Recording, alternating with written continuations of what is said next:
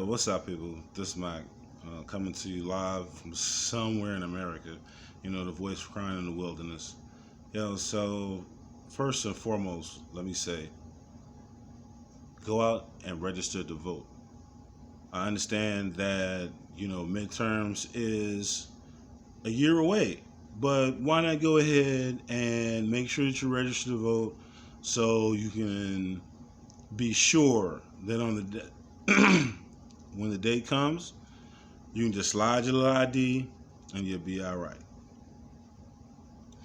All right, so boom, check it. The reason why I'm doing this video today, and this is not the first video I've done, there are other videos and there'll be other videos coming, is because and believe you me, I don't want to be disrespectful.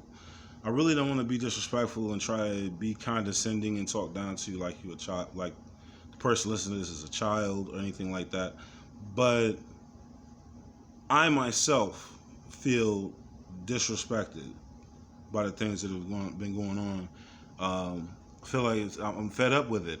I feel like my parents, my grandparents, my great-grandparents have been disrespected. I feel like every service member that's ever worn the uniform has been disrespected. I feel like everybody in the civil rights movement has been disrespected. I feel like, every black inventor, you know who's been doubly disrespected while I take this little time out? All right. I can't remember the guy's name, all right, but he created the first open heart surgery to save people's lives. But because of the color of his skin, he couldn't get that surgery because it was only able to be performed in a white hospital. That's being disrespected. But I feel even more so disrespected because of the arguments that I see all the time. I'm gonna be honest with you.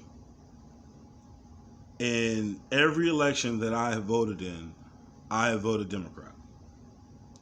Why? Well, that's something I'm gonna go into in a different video. Okay. But my point is that the idea of $15 an hour minimum wage is driving some people crazy. It's driving them absolutely bonkers right now. All right. Now, I've done research. And if you follow me on Facebook, you can see the research that I've done because I posted it before I did this video. Because I want to make sure that I give full transparency to where I get my information from so that you can follow along. All right. Because a lot of times we see the same information, but for whatever reason, we process it a totally different way. All right, so back to the $15 minimum wage. All right. First and foremost, we need to understand that there are states that have way higher minimum wages than there are now. There's numbers that state that the poverty line is actually for one person is like $12,000. Now you tell me, we're in America, you can get by on $12,000. I mean, I understand. Hey, wait, if you are living bare bones, you got a cell phone, but it's like not the new cell phone. You either have a bike, ride public transportation, or got the brand new busted. You know what I'm saying? Let's keep it real now. $12,000 a year isn't anything. You know what I mean? So the other argument is that if you raise the minimum wage, then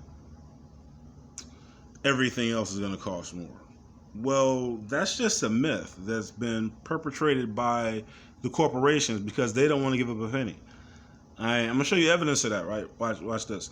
Okay, so 10, maybe 20 years ago, I had the same argument with somebody when they were trying to raise the minimum wage from $7 an hour to $10 an hour.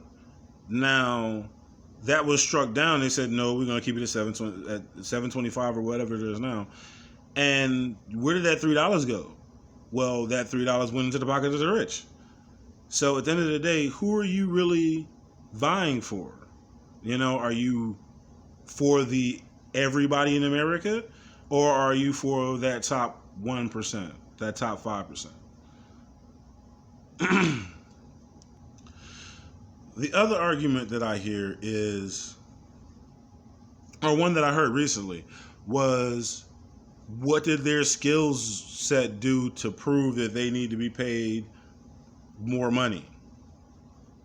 Well, one study that I researched said that if the minimum wage was actually tied to productivity, at this point it would be $24 an hour. So, I mean, I'm not understanding that part of the argument if it's for their productivity, because the minimum wage has been set. Like I said, I had this argument 20 years ago, so to speak, about this same situation. So that's not a viable argument. Um, the other thing that I heard recently is things will. That's how things are, and things will be the same. And I laugh at that because, like I said, 20 years ago we had the same conversation, and these same people who are making the same argument now have the same opinion about it. So of course it's not going to change. I mean, if me as one person is going up against two other people, right? And both of them decide to go counter to my argument, then that's -1. You see what I'm saying? All day, right? Because my vote counts, the first person's vote counts, so our votes cancel each other out. And then his vote comes in next as a nay, right? So sure, things are not going to change because people don't see the possibility of it changing. And that's why I said in my opening that I hope everybody goes out and votes. Because actually, if you vote honestly and you've done your research and your homework about the candidate that you're voting for, then you'll be able to vote for yourself and not for the 1% or the 5%. Now, again, this is an argument that we've had forever. All right. But at the bottom of it all is the fact that we are under the oppressive weight of trickle down economics. Now, follow me with this, okay? Just listen to me for a minute, all right? Right now in America, there are people who would rather be on unemployment than work for $7.25 an hour. Okay. And we've got people that are screaming their heads off, the lazy SOBs and yada, yada, yada. But think about that from a business perspective. Okay. If I can do less work and get paid more money, why would I work harder to kill myself? Okay. But what that does is that causes companies to have to value their employees a little bit more because, hey, listen, if I'm just going off some things. Let's just say if I drive the school bus and I'm dealing with unruly kids every day, all right, but I can go to McDonald's and flip burgers to live. Yo, listen, y'all gonna have to either come with some money or I'm going to Mickey D's. Now, I don't mean the product place. I just thought about that, but you know what I'm saying? It's real. You know what I mean? So $15 an hour, and on top of the fact that there are other states that have higher minimum wages than $7.25, and there are places that actually, no, matter of fact, let me back that up, okay? Because I was just thinking about the fact that about the cost of living, and I think that there were only like 2 states in my research that pay people enough to live. Like I said, the federal poverty line is $12,000 like we spoke on before. But how far can $12,000 a year, $12,000 a year now, $12,000 a year get you? Now, as I said before,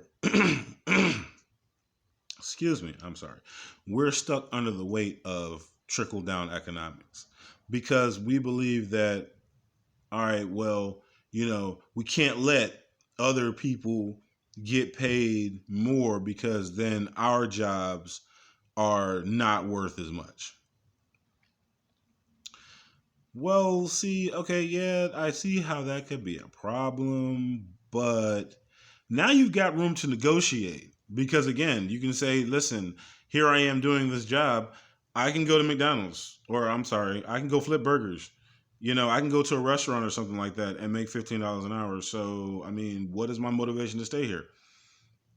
So it will cause people to force companies to be competitive for their work, their worth.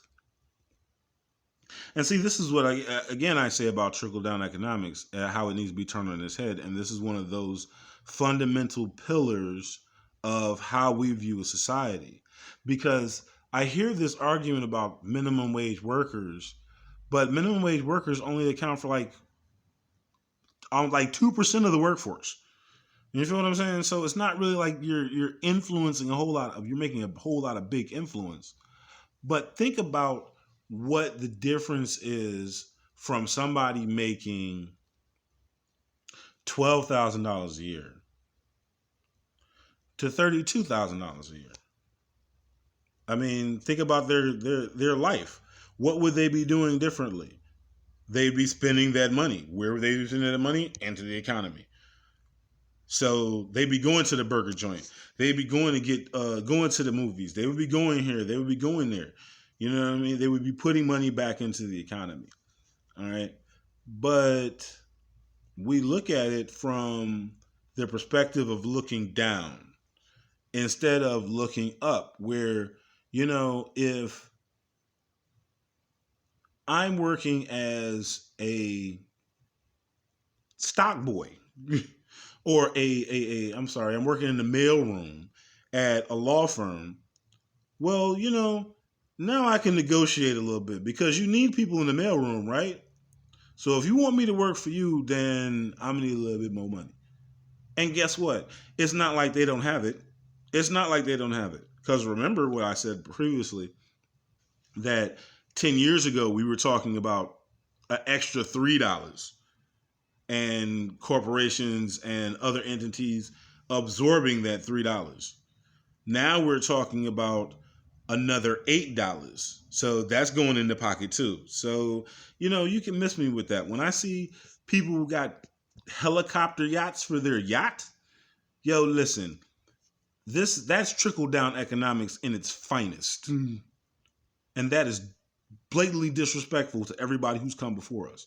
All right. Why should capitalism only work for the rich? So, boom, check it.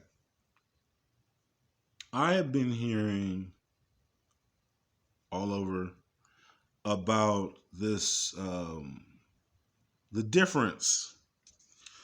Okay, let's start here. The difference between the people involved in the riots in 2020.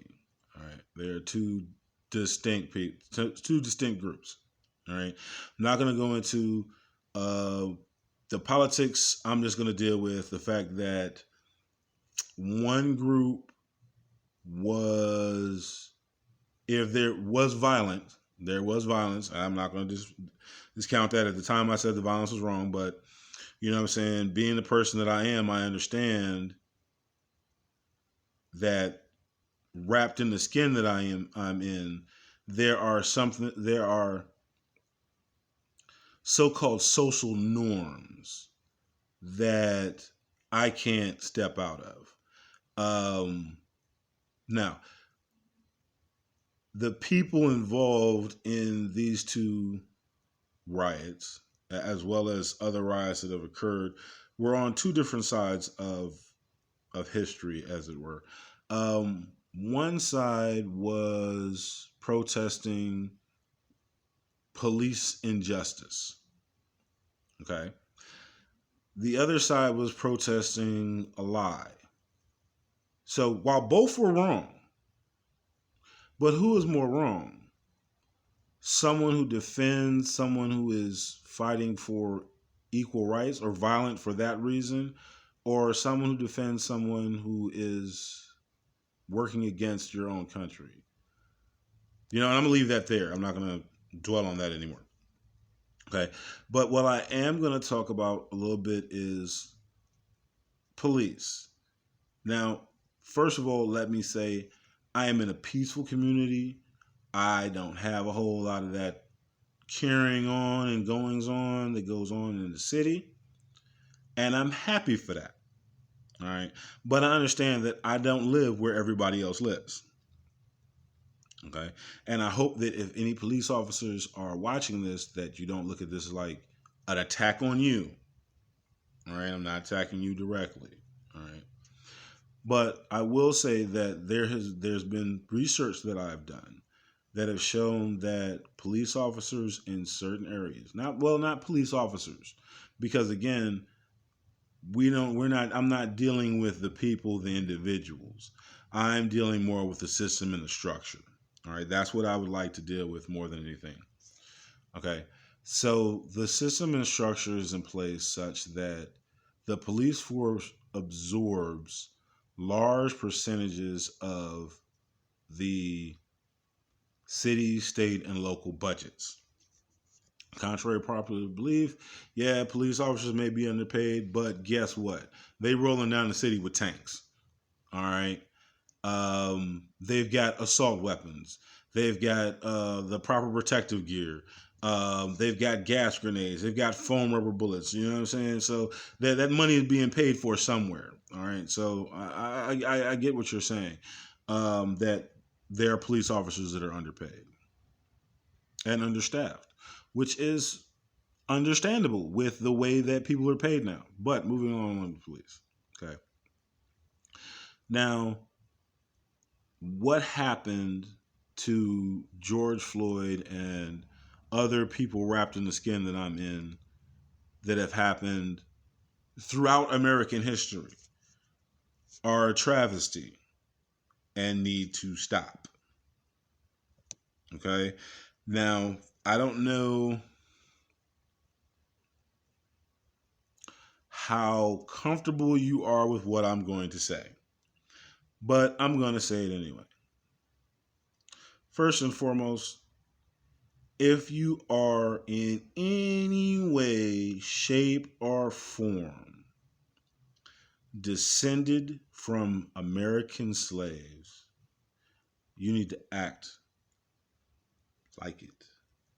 You need to act like you're a descendant from a great and powerful people who endured slavery. You need to be proud of that. You need to try to uplift other people that look like you up. You need to see that guy on the corner and say, you know what? Or that brother hustling, you know what? If he could flip burgers for $15 an hour, he wouldn't need to hustle. Do something for somebody else. Stop being so selfish. But back to the police, though. All right. Again, I'm not mad at individual officers. Well, some individual officers, you can't trust them because I don't know, they're brought up in this society that praises. I don't know how to say it. I'm not going to anyway. So, like I said, there's data that shows how much police budgets are as percentage of the budget. All right, so I'm not gonna go into that. All right, if you want to look it up, Google it. All right, I don't mean to be rude, but Google it. You'll be surprised what you'll learn. All right, so that being said, the police are called to do way too much. First of all, the job of the police is to show up after a crime is committed. How many crimes do they stop? They catch criminals after they've done what they've done. You see what I'm saying? So that's okay, fine, whatever. Then you have um, people with mental illnesses. Now, if you, again, Google it, I've done so. If you look at the money that has been allocated for mental health research and care, it is in far disproportionate to the number of people who need such care. Okay? Now, we hear the argument all the time about, about healthcare for all. It's being a problem is healthcare for all, whatever. But the money that can be used for child care, at least, can be deferred some from the police budget. And that will have a drastic effect on domestic violence. Kids have somewhere to be. You know what I'm saying? They're not just sitting at the house all day under mom and dad and they going through it or whatever or what have you. You know? See, it's about looking forward. We've been doing this thing the same way for so long. How do we move forward?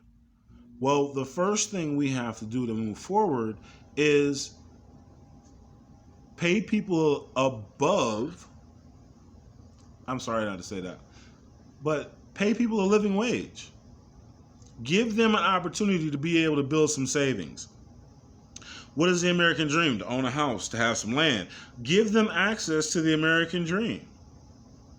And in doing so, you'll give other people the upward mobility.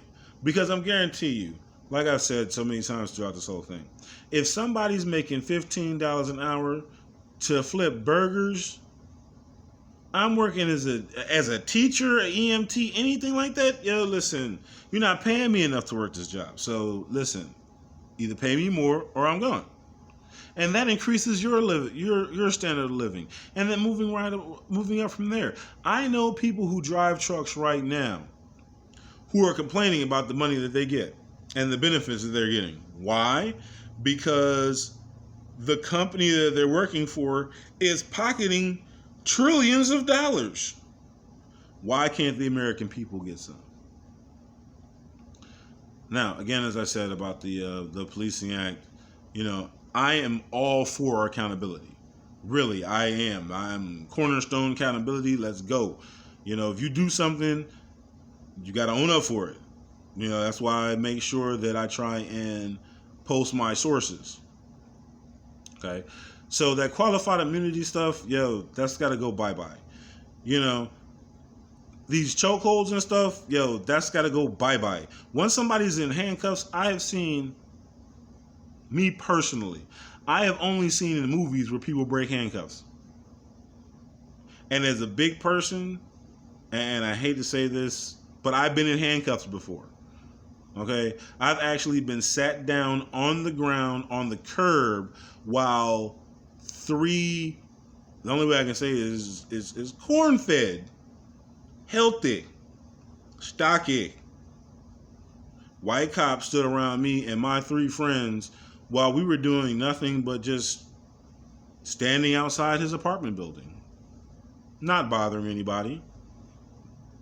But anyway, so I don't believe that somebody's gonna just break handcuffs, especially not with 2 cops holding on to them. No.